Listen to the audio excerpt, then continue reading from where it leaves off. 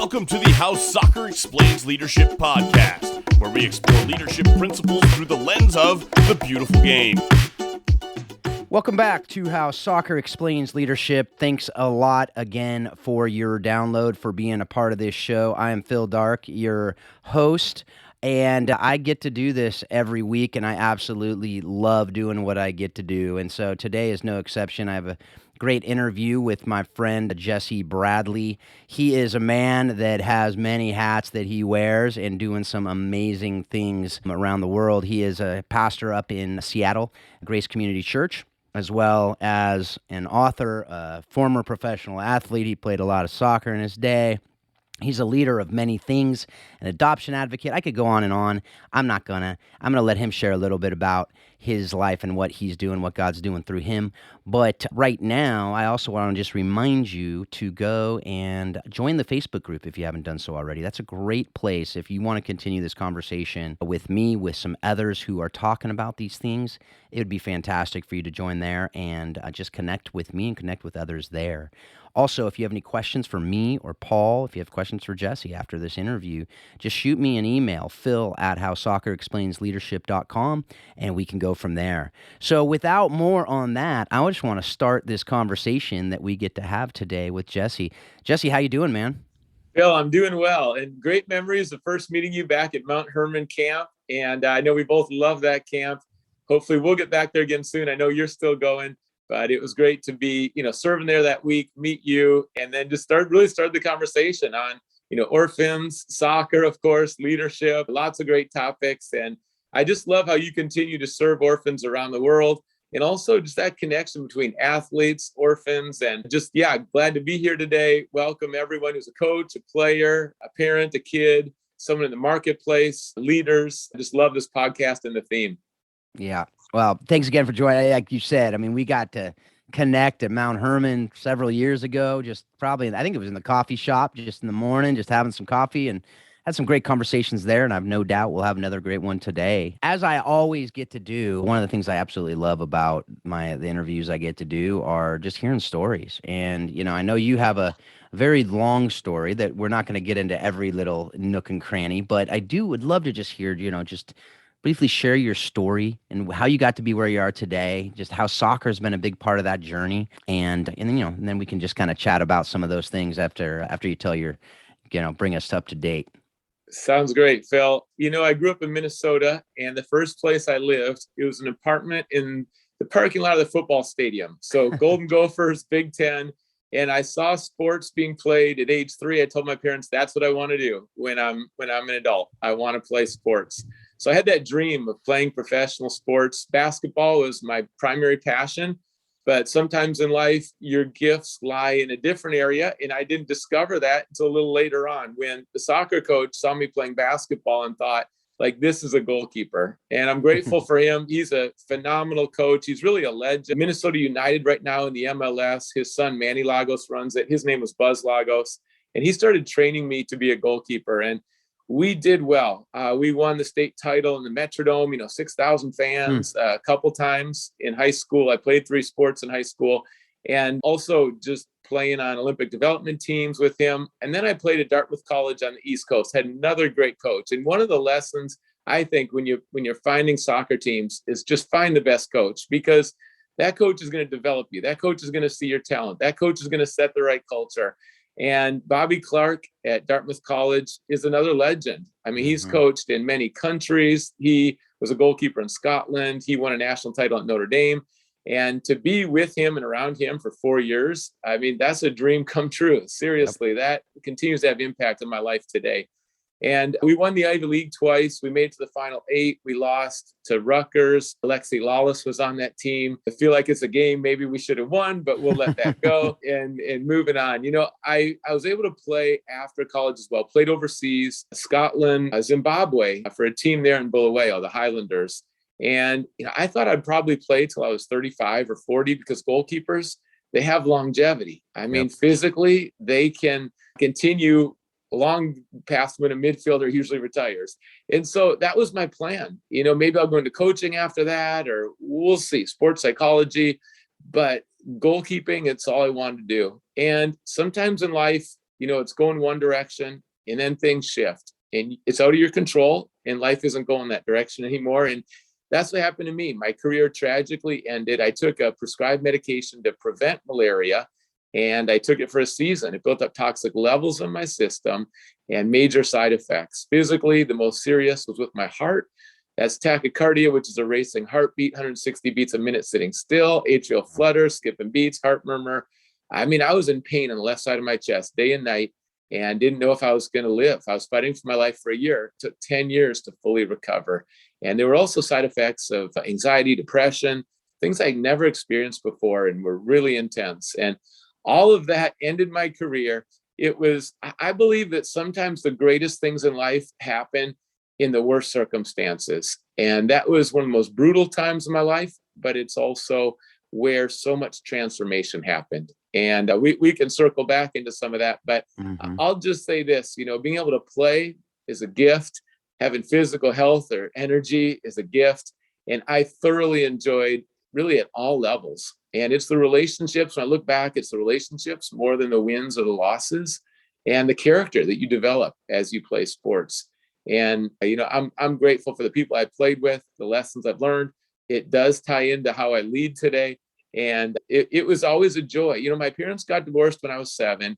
And at that time, probably the other biggest challenge in my life was that time, and then how that affected me in the many years after that.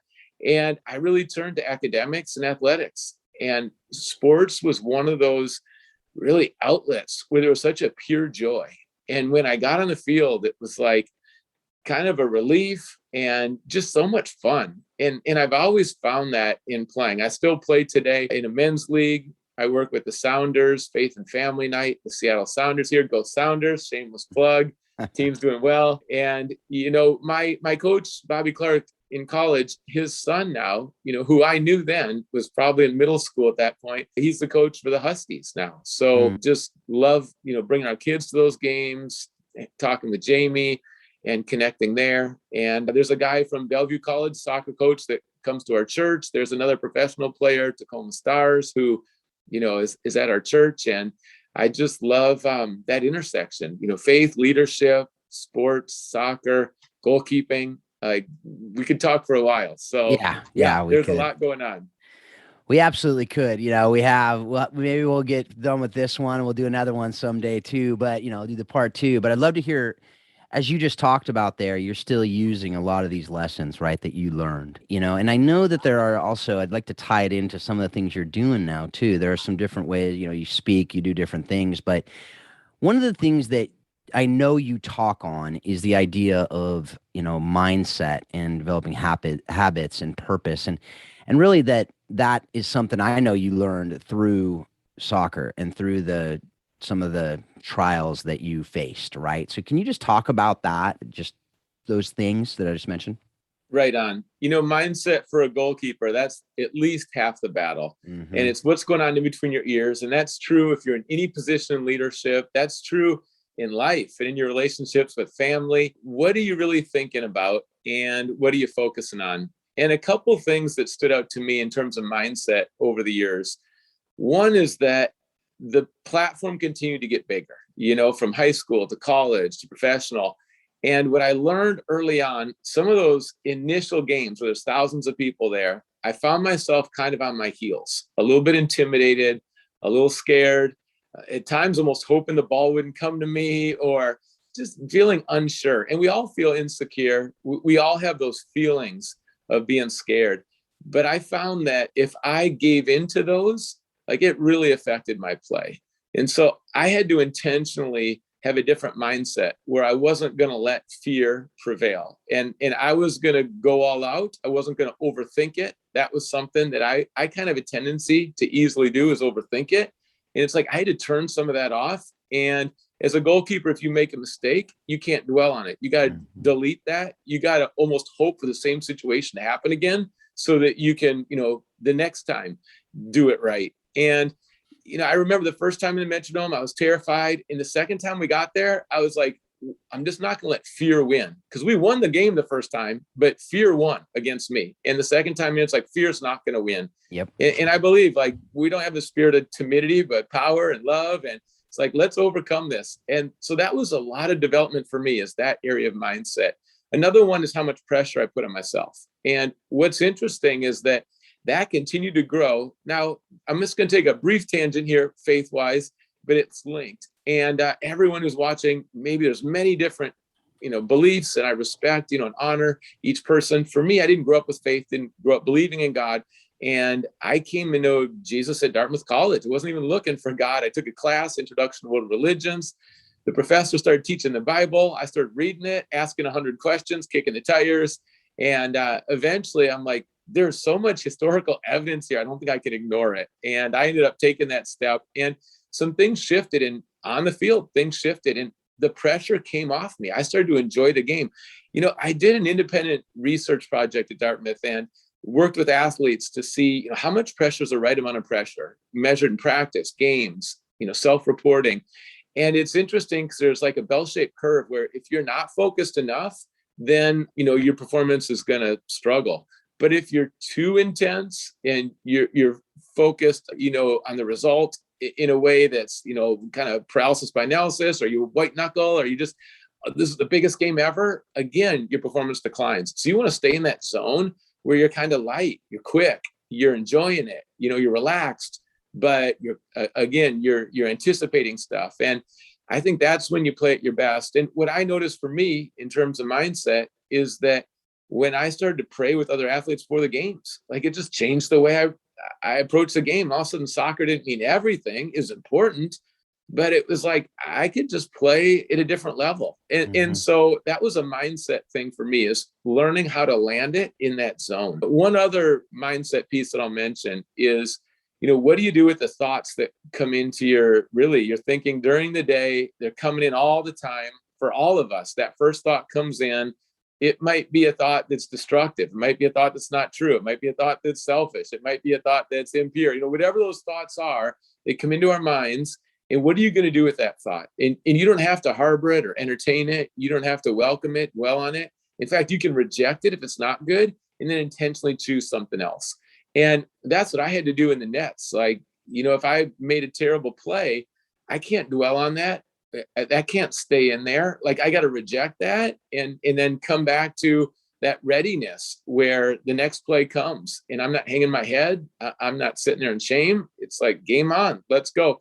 And to be able to do that quickly on the field, it was almost like a discipline that translated well off the field. And when I was sick and recovering, I had all kinds of thoughts that would come in that were depressing, discouraging, no hope, anxiety. And I had to just say, no, that doesn't belong here. So my mind doesn't go in the ditch. And I'm going to intentionally choose something that's true, that's right, that's good, that's encouraging. And then that's the thought I'm going to land on. And just like a goalkeeper keeps the ball out of the net, I had to keep those thoughts out of my zone, because thoughts are powerful, and renewing the mind, that is what brings life into our relationships, our attitude. And I believe that greatest battle is so often between the ears. So those are some mindset things in leadership and sports, faith, every day as I think through things. It's amazing when you stop and pay attention to your thoughts, how many dozens of thoughts we have every day that just aren't right. And again, no guilt in that, but we just have to be actively leading our mind so that we don't end up, in a dark place, because it's easy to go there. And I've just seen so much fruit from that one discipline. Absolutely. I mean, you just think about our parenting, right? I mean, how many lies are our kids listening to that just simply are not true, whether it's at school because they're projecting what others are thinking about them, or, as we talk about as Christians, lies from the enemy about who we are, right? And just understanding what that looks like. You talked about in the goalie just yesterday, I was coaching university and a keeper, and I was warming her up at halftime, and she just looked at me, she goes, "I'm really nervous." And I said, "Have you played this before?"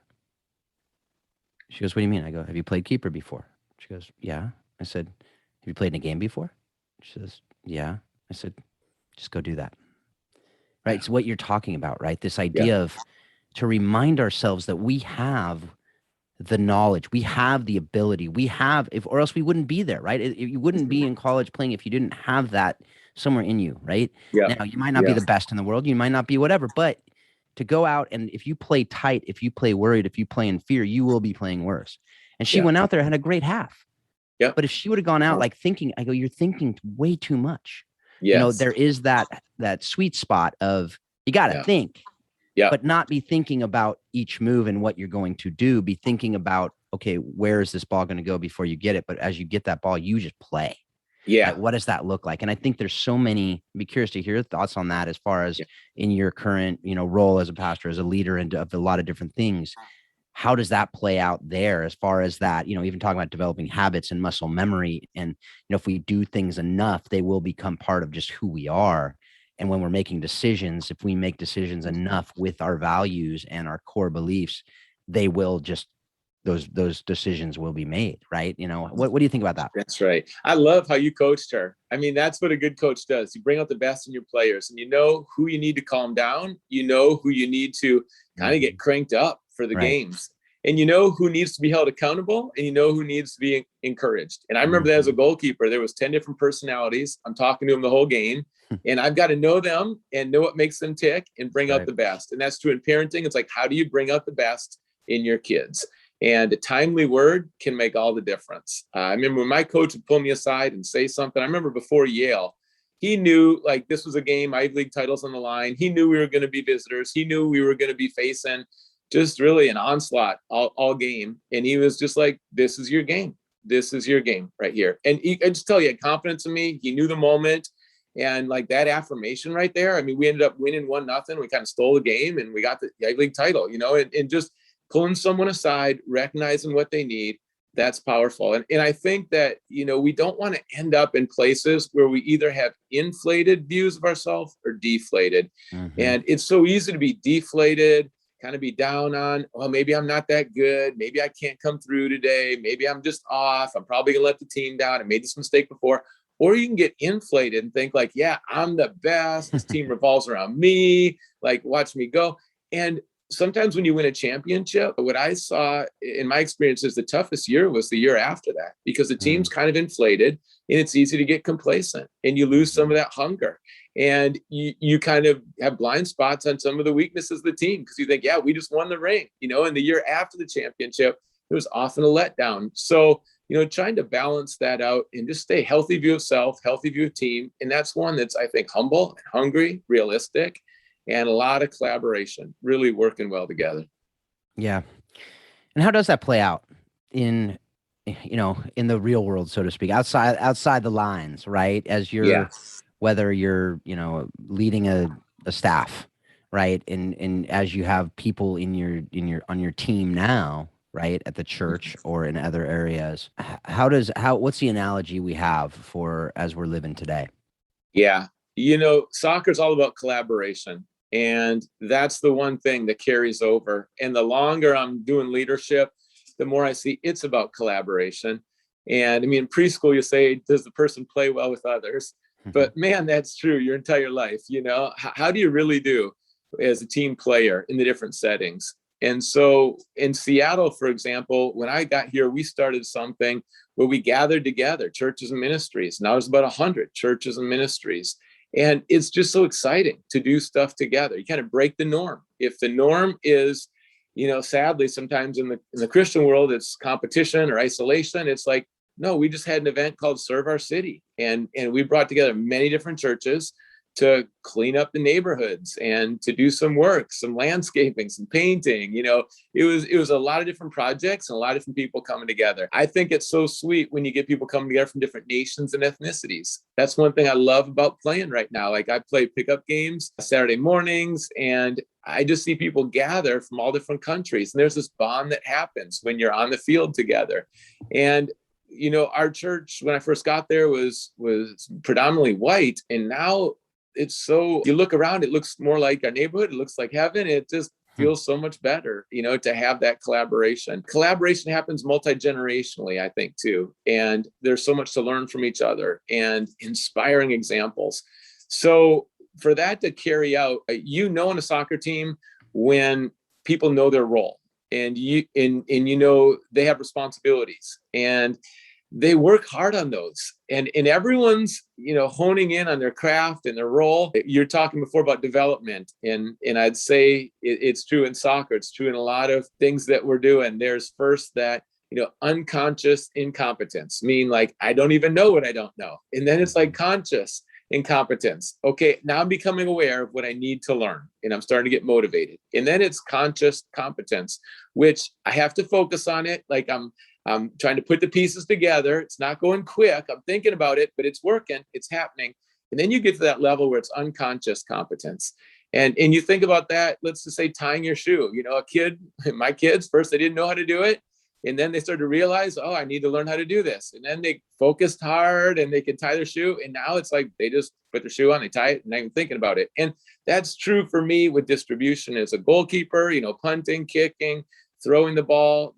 That's true in my diving and breakaways. It's like you break it down, you learn it, you grow in it, you practice it, and you become familiar. And when you're on a team where everyone's kind of spurring one another on, and your roles, and kind of where someone likes to pass, what run they like to make, when you cross it, who's going to be there, and you get to know each other so well. It's like the experience grows and the joy grows, and it's exponential. And, the old proverb, you go faster alone, you go further together. And I see this in every realm. And collaboration is something that I feel like, we're United States of America, but sometimes we're not as united as we want to be or should be. And I think collaboration is what's going to help us change the culture. And we need each other. You can't describe it any other way than, bottom line, we need each other. And so let's bring out the best in each other. And that's true on the field. When you're in an environment, you say, well, how do you know it's healthy? Like at a workplace, there's different markers for health, but everyone in the room knows like when it's healthy and when it's toxic. And you've got to be someone, I think, who can change a culture, who can step into a mess, change a locker room, change a culture. That's leadership. Find people who are like-minded, share the same values, the same dream, get the right people around you, staff according to your weaknesses, and go with the best idea, empower people, two-way communication, safety, trust. The core of relationships is trust. All these, that are true in the office are true in the church, that are true on the team as well. Yeah, you just said like a mini book right there in that last answer. So I will tell you, like, folks, go back and listen to that. There's so much in there. I'm gonna mine it a little bit here. One of the things you talked about is you talked about that idea of from unconscious incompetence to unconscious competence. I mean, really what you described there is why we practice, right? Mm-hmm. I mean, if you are on a game and you're either incompetent and not knowing and understanding, or you're having to think about it the whole game, it's too late if you have to think about it in a game, right? Maybe when you're like 7, you can get away with that. But as you go, when you're in college, when you're playing for Dartmouth, if you're thinking every time you get the ball, okay, now I need to remember how to throw the ball, and now I got to go, okay, it would be too late. The defender would be there, right? You have to, boom, you get that ball, you see it, counterattack, you're leading that player, and they're going, right? Yes. You can't think, right? And if you're thinking, it's too late. And that's the reality of the soccer field, but also as you talked about in the workplace, in your marriage, in your parenting, right? I mean, if you're having to think, about different things in the middle of that moment, oftentimes, if you haven't already decided, okay, I'm going to count to 5 before I yell, right? Yeah. If you count to 5, chances are you won't, right? But if you go on what your instinct is in that moment, chances are it won't be the learned behavior that you want to do, right? Yeah. But you talked about that too. Knowing all your players, knowing everyone in your organization. That's why we do the disc training. That's why I've just spent, 4 or 5 days away from home training different universities and their soccer teams and the volleyball team that I did. Like, able to understand, you need to study your people. Yes. Right? You need to study them and understand who they are, how they're wired, or else you'll make assumptions about them that aren't right, And you also need to know as a keeper, what is the skill set of your outside back? Right? Mm-hmm. If they aren't at the level, hopefully at college, they're going to be able to handle that ball. But if you give it to them and they don't have good foot skills, you're going to see that ball right back at you down your throat, right? You don't want that. So these are things that we need to understand. And it does need to be an unconscious competence, or else, again, we're not going to be able to do that. But one of the things I do want to camp out on a little bit, you talked about it right there at the end. It's the idea of culture.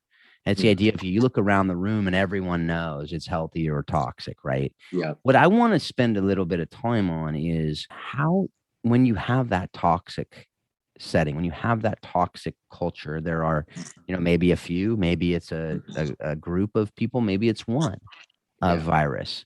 How do you work with that virus? What if it gets to the point where it's, you got to cut that virus out? What does that look like in reality on a team and in any team, really, in the field or off the field? Yeah, that's a great question. I mean, culture is almost more important than skill and strategy in a lot of workplaces. And culture is one of those things that's so real, it affects. It's great if you're in an environment where there's clear values. In our team right now, we identified some clear values, and that's going to be, collaboration, common goals. We're going to celebrate victories together.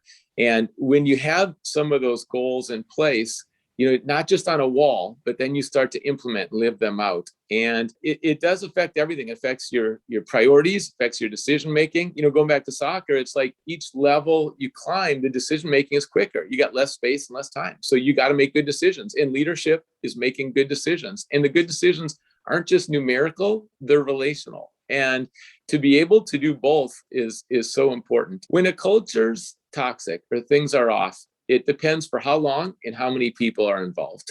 There are times when you need a whole new staff. There are times where you switch clubs.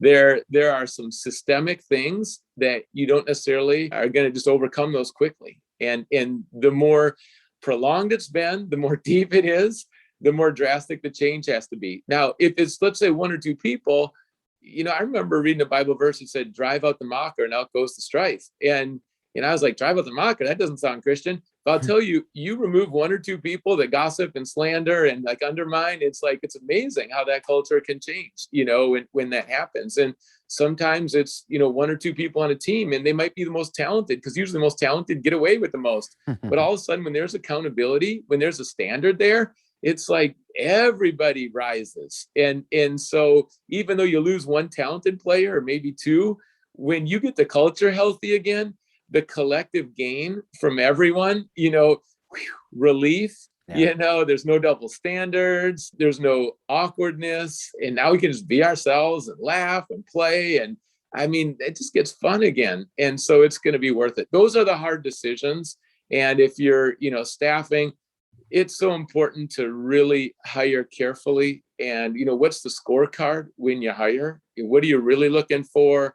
And to identify that, because one wrong hire can affect an organization in massive ways. So it's worth, I think, waiting for the person, taking your time and doing it right when you make the hire. So there's a lot of levels there to culture, but I think it's great if it's clear. We say clear communication. It's great if it's written down, agreed upon, and then it's great if it's lived out. And those are some initial steps that you can really think through as you're setting the culture. If you're a leader, I've been in a situation where the culture wasn't good before. And I thought I've got three options. And this was a prayerful decision for me.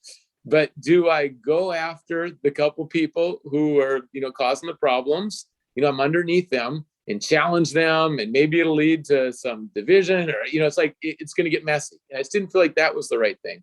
And then I thought, well, can I just totally leave and just start over somewhere? And I didn't feel like that kind of releasing and leaving was the right solution. So I had to learn how to just work as well as I could with them and try to bring slow change to the culture. But I was in there for several years and it's different. That's why I say it's not a formula. It takes wisdom. I like to pray for wisdom. I just simple prayer, God, please give me wisdom. I'm facing this mess. I don't know how to walk through that. And it's amazing how many times clarity comes after that prayer. But yeah, a lot of different situations and so many different dynamics of where you are in the team. Are you on the bench? Are you a starter? Are you a captain? Are you the coach? Are you assistant coach? And you don't have to have an official position to be a leader. Leaders influence. Use your influence as well as you can to influence those people around you. Build on islands of strength, start to find some people who are like-minded and then run with it. Sometimes you're going to be parallel to the mess, but more people are going to see the health and they're going to start to move over there. And people are going to see the contrast. The contrast is going to grow. So don't lower your standard. Don't be influenced by the junk around you. Don't give into it. It's so easy to just repeat it and imitate it. And then just, you're doing the very thing you don't like. And so don't fall into that trap. Just take that high road, and you'll be surprised how many people are noticing what you're doing. Lead by example. It's going to be even more powerful than your words. People do notice, and they respect you for it. They might not thank you right away, but down the road, you're planting pictures in people's minds. You're giving them hope. And that's so important.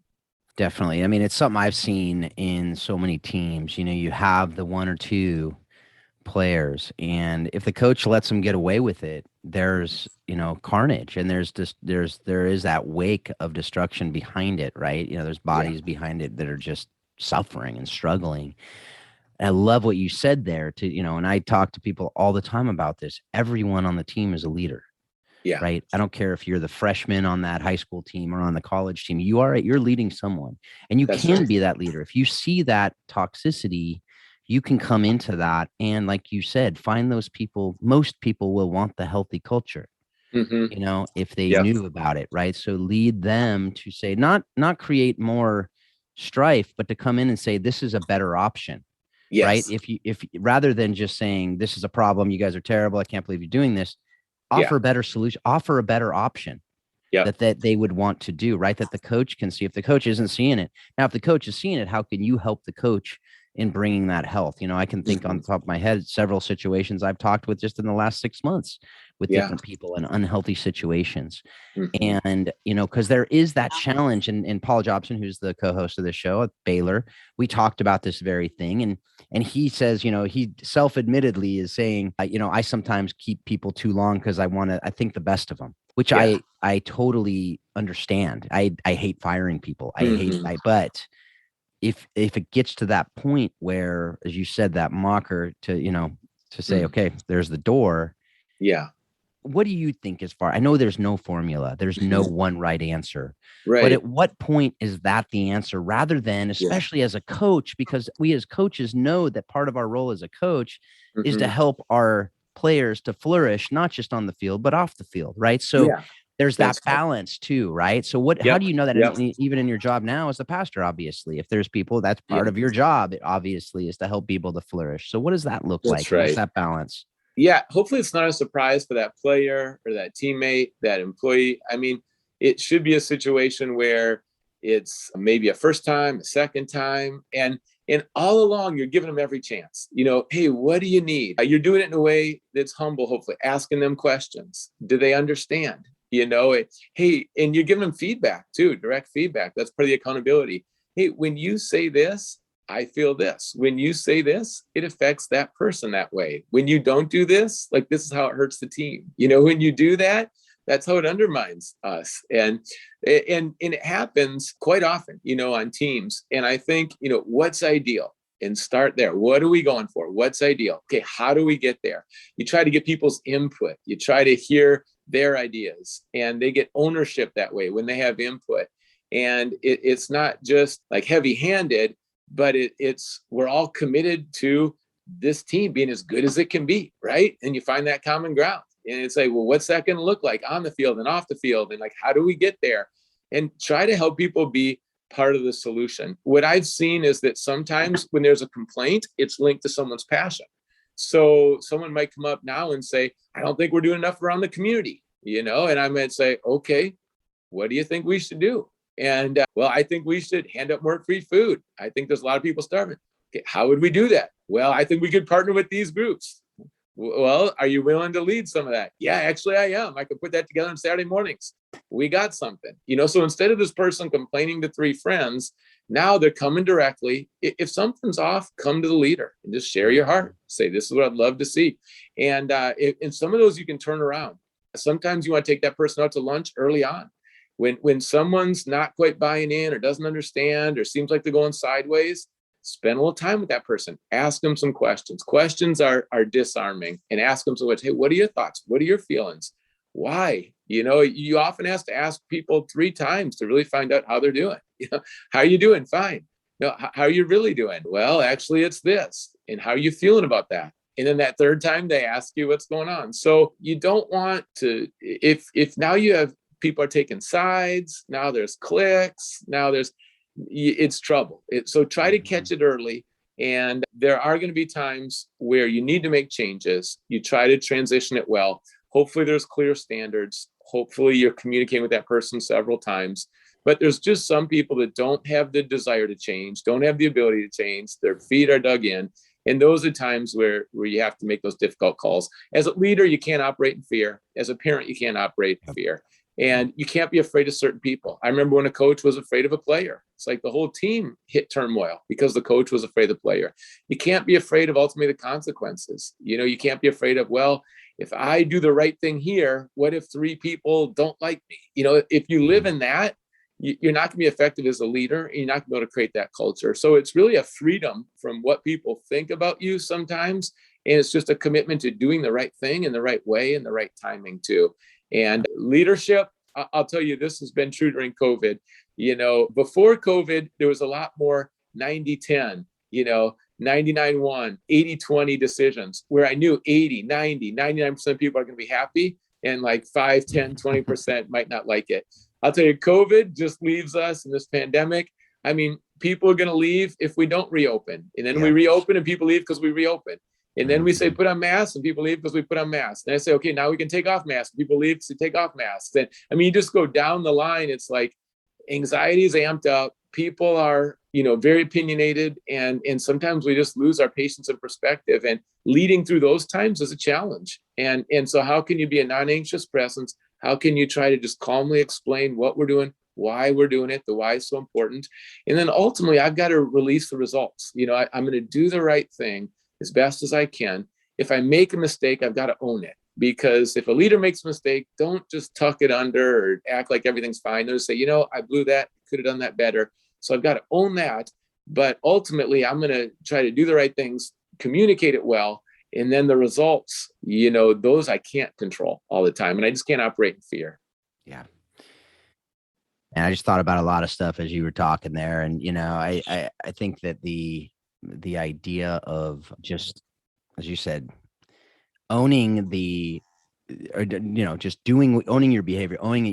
You can't understand, or you can't know what that result's going to be. You don't know. Giving them the opportunity, catching it early. Yes. And I think that there are just times where the people are they're really into what they want. It's an individualism, right? It's just a self-focus. And I think sometimes to be able to come in and understand where that unhealth comes from. And one of my pastors said, one of my things, I love what he said, what is the lie that you're believing that makes your behavior okay?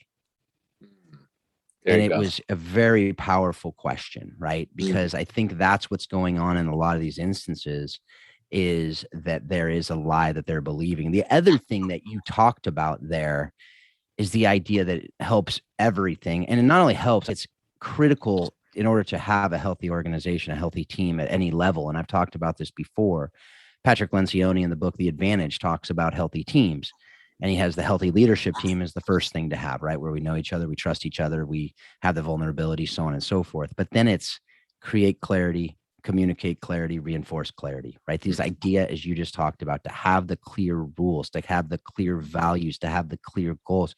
And then when people are not living up to those values that, you as a team have agreed on together, then it's really an easy decision if they refuse to live up to those values. And so that's something that I think you said in there. I mean, correct me if I'm wrong there, but that's what I heard you saying there, is to have those clear values, live them out. And then at the end of the day, if someone self-selects out, that's effectively what they're doing. They're self-selecting out of that. They don't want to be in that culture. And you know what? That's their prerogative. Chances are it's because they're unhealthy if it's a healthy culture. Which is then the right decision for everybody. So what do you think? Do you agree with all that? Yeah. Don't water down the vision. Don't give up or compromise the potential. Don't bring that down to just fit in what the current status is. And I believe we're all influencers. You're a culture changer. It's the old metaphor, but be more of the thermostat than the thermometer. The thermometer just reflects what's in the room. The thermostat, it's all about the change. And that is a difficult road sometimes, to that transformational leadership, to step into teams, to step into environments, workplaces, and be the one who's going to initiate that change. But that's where, we need it on so many levels. We really do right now. And I think that, sports, ultimately soccer is just a platform for real life. And, I've been in the locker rooms, first place team, been around locker rooms, the last place team, and the attitudes, the relationships, it's so different. And we really do need that clarity from job descriptions, role descriptions, what's expected here as well. And finding the right people is going to be huge. Relationships are ultimately what life is about. Quality of relationships determine the quality of your life.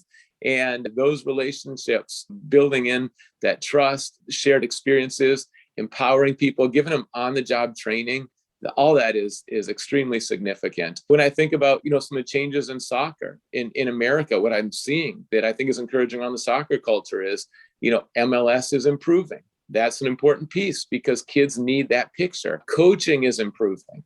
Those mentors, the principles, the concepts, the things the kids practice early on, it's huge. We need to see kids playing. Now, we were talking before about, skills. We need to see kids playing in the backyard, in the streets, in the garage, in the playgrounds, far beyond practice. It can't just be, during practice. And we need to see some of our best athletes choosing soccer. It can't be the fourth or fifth option. And so these elements, all of this is changing, soccer. And you got to identify those key drivers. What's really going to move us forward? Because we've been talking about men's soccer, moving up. For the women have dominated. The women have been excellent. And we've been talking about the men, going to the next level. We've kind of been stuck for a while. And so you got to identify what's really going to change it in America and then invest in those key things.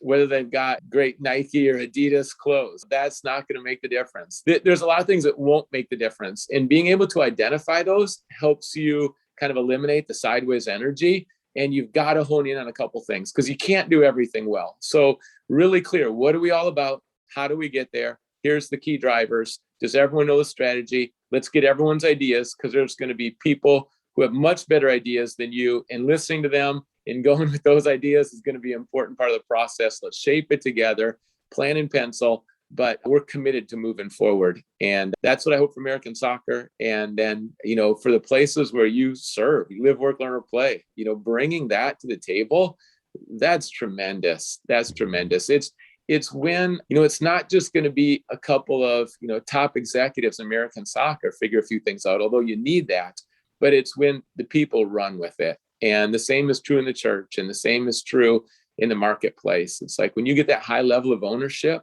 and you get that passion, you connect passion and purpose. I mean, that's when the exciting stuff happens. Yeah, definitely. And something that you just made me think of there is you talked about U.S. soccer and the men's, and it made me think about identity, right? And winning teams find ways to win, losing teams tend to find ways to lose. And unfortunately, that's the reality. But I want to talk a little bit about identity, not of a team per se, but of us as human beings. And I know you talked about earlier on as you were telling your story about the time where, you took the malaria medication and all of a sudden you couldn't play. And that goes to the core of identity when we as athletes, and you hear this all the time, someone gets hurt and then all they knew was that they were a soccer player or a football player or a baseball or basketball, whatever the sport, you name the sport, it's the same story, right? I know my wife, she had 4 knee surgeries in college and she had to stop playing soccer, and then she went through a minor depression. For another friend of mine stopped playing soccer, went through a minor depression. I mean, it happens sometimes major depressions, right? Because it's who you are. Yeah. Right. And so I'd really love for you to talk about right now that idea of identity and forming identity and shaping identity in the context of, you have a program online on finding and spreading hope. And this is a big part of is knowing who you are, knowing your identity. But how did that help shape your identity back then, that experience? And how can you encourage others to understand and know their identity and why it's actually important? I think it's so important for athletes to know that who you are is more important than what you do. And in sports, so often you're graded, even the social approval, the likes, it all comes in based on how well did you play and what position do you have on the team, how many points, your stats, and even self-worth can be tied to that. And self-worth tied to performance is a trap. It's a performance trap because if you play well, it can lead to pride. If you don't play well, it can lead to shame. Neither are a good spot to end up in. We're human beings. We're not human doings. And, that was a major shift for me. It might sound really basic, and you kind of summarize that, quickly. But I'll tell you, for me, when my career ended, I was wrestling with, who am I? And for a lot of people, their sense of worth and peace are linked to what they're doing and how well they're doing it. And it's good to be motivated. It's good to use your gifts. I don't want to diminish that. But I had to make a shift at that point because I realized I had lost so much. My identity can't be in, school and getting better grades or just doing better on the athletic field, or even having friends around. Because at that time, I didn't have any of that. I was just fighting for my life and thinking, well, who am I without these things? And so I made a shift. I think your identity is a choice. It's kind of like dropping an anchor. It's like, where are you going to drop that anchor? And for me, it was a shift. And I realized the identity needed to be landing somewhere that's not going to change. I can't lose it going away. And for me personally, that was God's presence and love. And it's like, that's the one thing I still have. I felt like, and it's more important than anything else. And so I'm going to shift my identity there. And when I did that, it was so freeing because there's already this acceptance, this security, and then operating out of that. I think that's powerful for kids too. And they know they're loved by God. That, because it's important to love yourself and love your neighbor as you love yourself. And those are good things. But there's another source of love from above. And when I discovered that, later in life and then found my identity there, so many things came out of that were positive. I was able to forgive people I couldn't forgive before because, again, I was secure, I was forgiven, I was loved. I was able to have this relationship with God and other people where I let them in. Before that, I would just try to do better, perform better. I knew they were interested in the part of my life that was going well, but I thought no one really wanted to come into the pain and the ugliness, and no one was really interested in that. And certainly God wouldn't be. He only wants me to just be intellectually impressive or theologically pray great or, that. But, that was so freeing to realize, no, I'm fully loved, and to let people into that part of me, that vulnerable part. That's where connection happens, and that's where relationships get real and go deep. And those were new things to me. I just started to become more grateful. I was literally writing down 10 things I was thankful for every day instead of focusing on what I lost, what I still have. And some of these shifts happened out of that identity shift. And that is one of those foundational shifts. And we have a lot of levels to our identity. We have a family, we have a place of origin, sometimes we have a job, and we link those.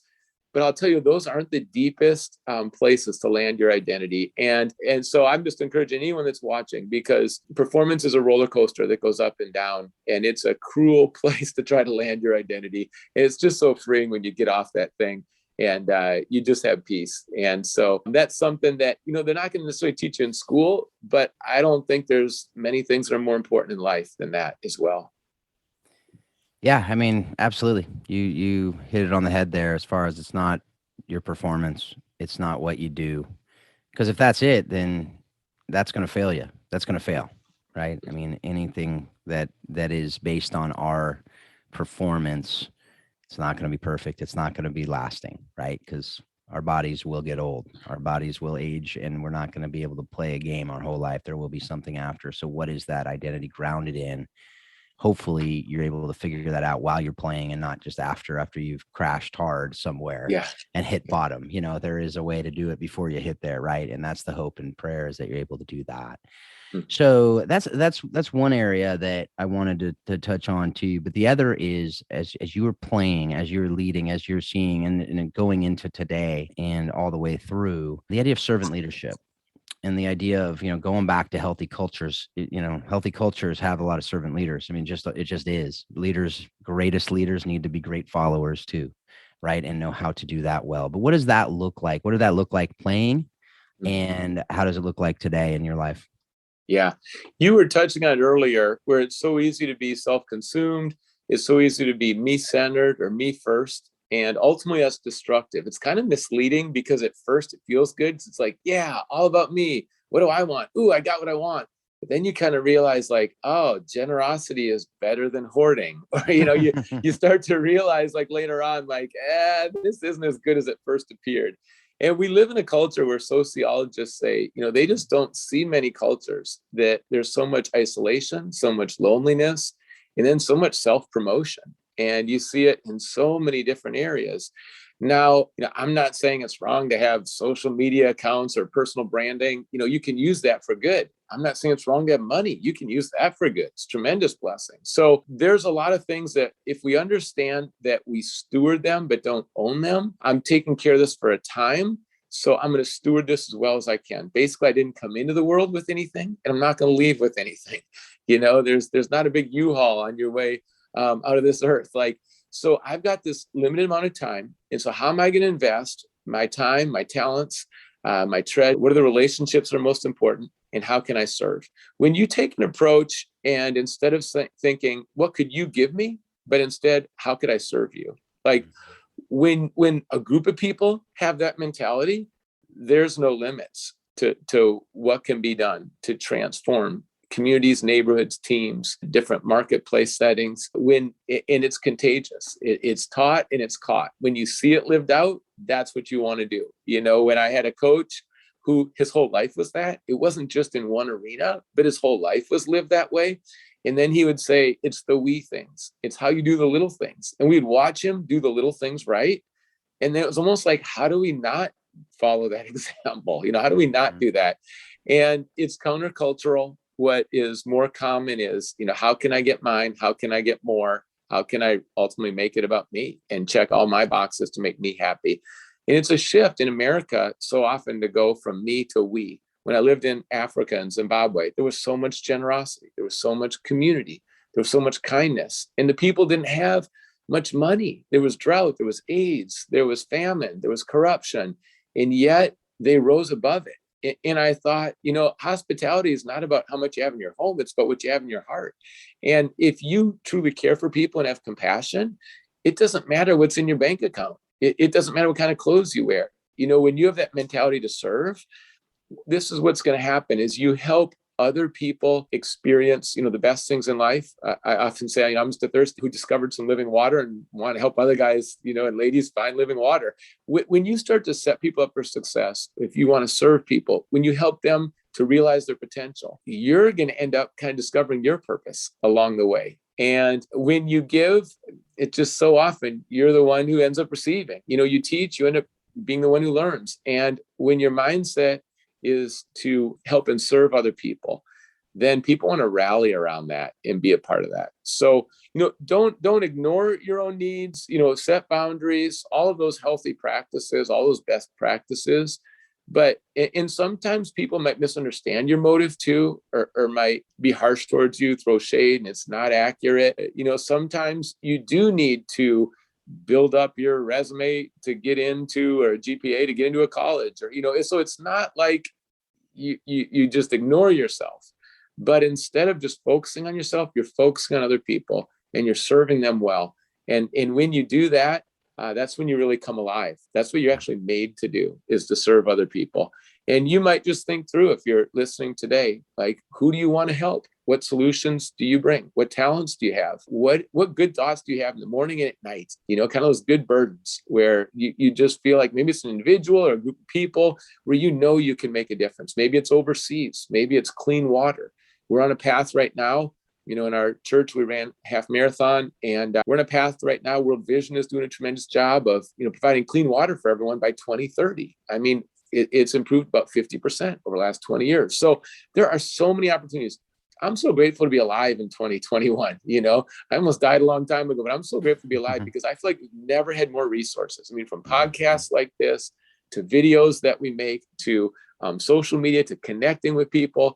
I'm just amazed that I'll follow someone, they'll follow back. Now we're having a conversation. Now it's collaboration. Now we're making a difference together. And it just all happens bing, bing, bing. And now lives are changed. And I just love that. I love being alive in that environment. And so, just think clearly as you can about who you can serve. At the end of your life, what do you want to be said true about how you lived? And that's going to be serving. Or if money was no factor, who would you serve? What would that look like? And those are ways to help identify some of that passion that you have and some of that purpose that can surface and that you can start to run with now. And just start small. Don't despise small beginnings and watch what it can grow into. Yep. And I will say what you alluded to and said there, You'll find your greatest joy when you're figuring out how you can serve and help others to flourish. You've heard on the show, if you've listened to more than a few episodes, that my purpose, my why is to help others to flourish and make good things better, right? And that's when I learned that I could actually do what I love to do and help others. And that's when I just really felt like, okay, there is a joy there that is so far and above just seeking, whether it's money, whether it's your own acclaim, whether it's whatever it is. There was a time where I wanted to be up on stage all the time and be, that guy that's traveling and doing this and that and the other thing. And I realized, you know what? That's not nearly as fulfilling as being able to really dive into lives and be able to help people, as a coach, as a dad, right? As, to be able to know those platforms. So on that note, what is your personal why, your purpose, and how are you living that out every day? Yeah. And Phil, I think this podcast is just what you're talking about, where you start it because you enjoy sports, you want to connect with different coaches, athletes, parents. And then out of that, you're already serving orphans so well around the world. And then now it starts to combine and you see the potential with athletes and orphans, and it just starts to grow. And I believe some of the greatest things in life are not planned, but you just start serving people and making a difference. And then look what you step into. I know a guy that during COVID just wanted to start, giving people food who needed food. Simply that was his desire. He works full time. He's got, kids, a family, a wife. And now he's given out almost 20 million pounds of food, and he's built teams, during the pandemic. So there's just no limits when you go down that road. And I think faith is part of it too. I love to spread hope, and I love to spread the hope of Jesus is what changed my life. I don't know anyone that brings more hope than Jesus. And that relationship, it's based on grace. It's not earned. It's not rules, religion, rituals. This is a relationship, grace, an undeserved gift. And just enjoying that relationship has brought me so much hope. And I think there's a hope in just living like Jesus. And I think hope is something that, is gritty. It's not just wimpy. I think there's a foundation for our lives with hope. It's not just, kind of comes and goes randomly, but I think it's attached to this foundation, a house on a rock, not a house on the sand. And I love it when people experience hope. I think you can have hope and grief at the same time. It doesn't mean that you don't feel pain, but we need more hope. The Census Bureau said that during the pandemic, 48% of Americans feel hopeless. And this is a time where I think that finding and spreading hope is significant. And I love to do that, even just whether it's local and meeting needs. So we've got an event at our church this weekend, actually Saturday morning. We're putting, things together Friday, and then it's Saturday where hundreds of families will come to the church and just build relationships. They'll get to take anything they want. And we just have massive amounts of supplies and resources. And I just love to see, the faces, the hope, just through an event like that, digitally, different opportunities. We built a website, jessebradley.org, if you want to go there. Love to connect with anyone, social media as well. But we just put up free resources. We've got videos on marriage because, half the marriages in our country are ending in divorce. We need hope for marriage. And so we put together a video course for that. And then there's lots of different topics: hope for the future, habits that lead to hope, a foundation of hope, practical roadmap for hope. But you can discover it on the website. And again, just love to connect with anyone that's listening too.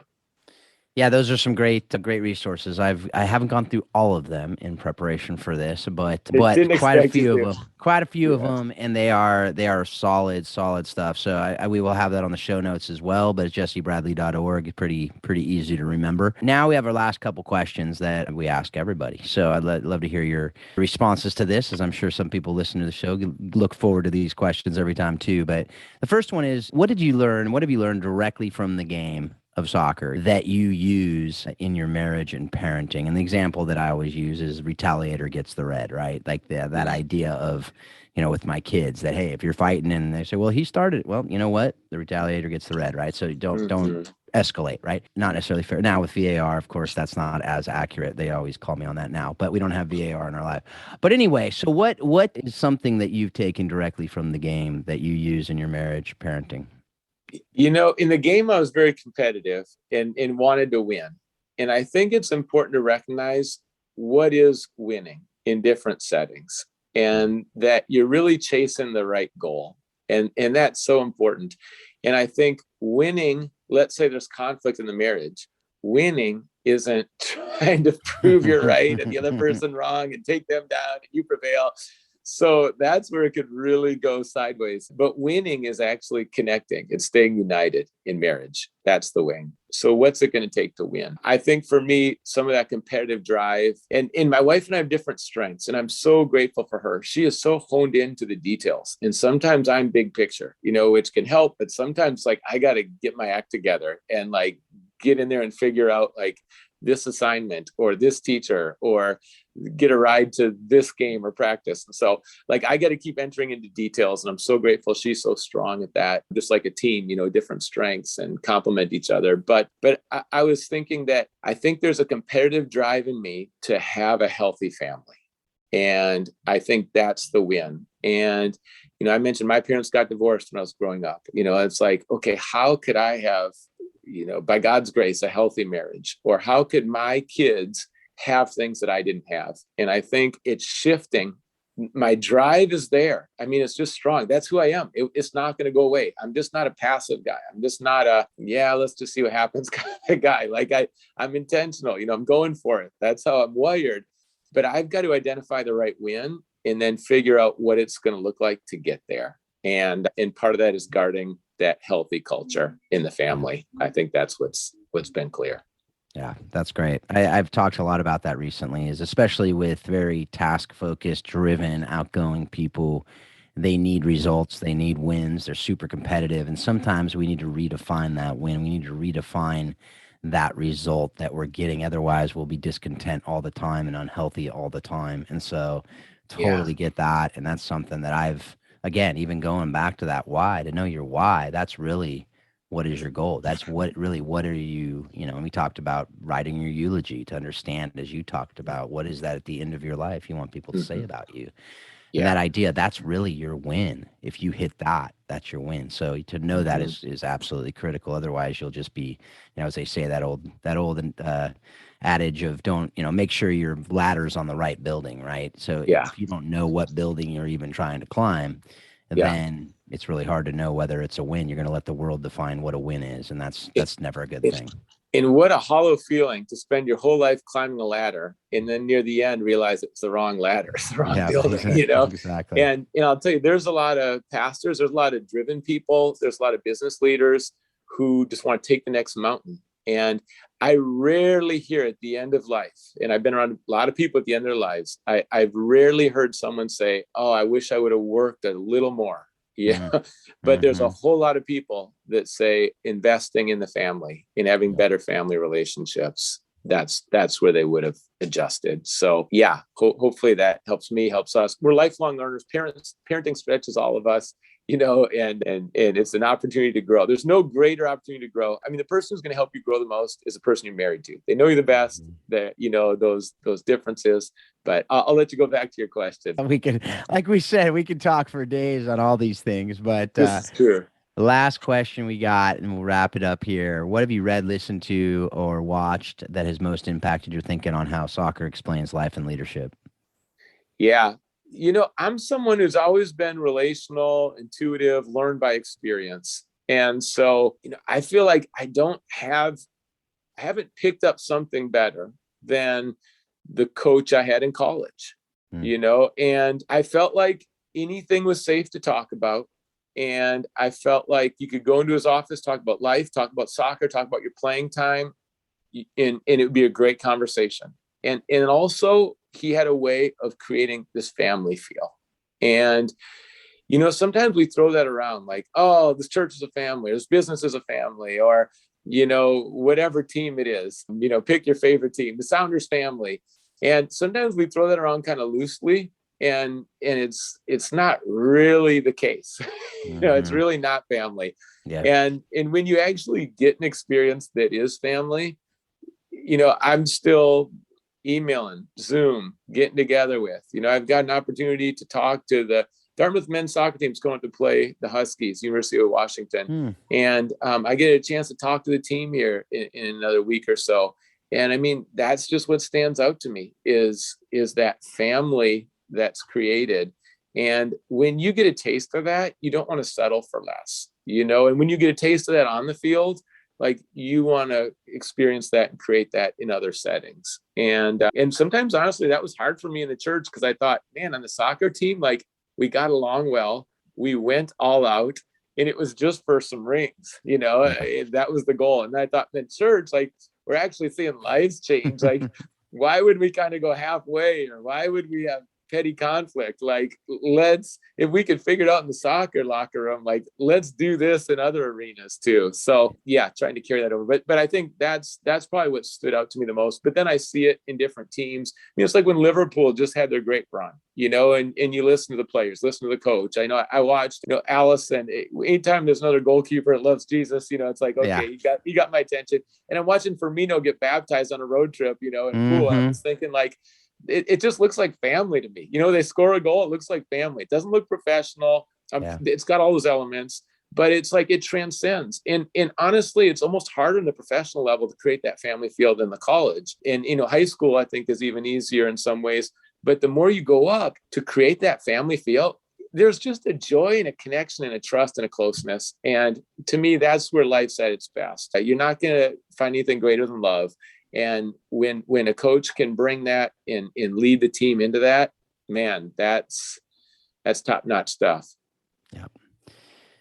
I totally agree. It pains me to say how much I enjoyed watching that with Allison and Firmino and even Allison scoring the goal last season. Whatever that was phenomenal.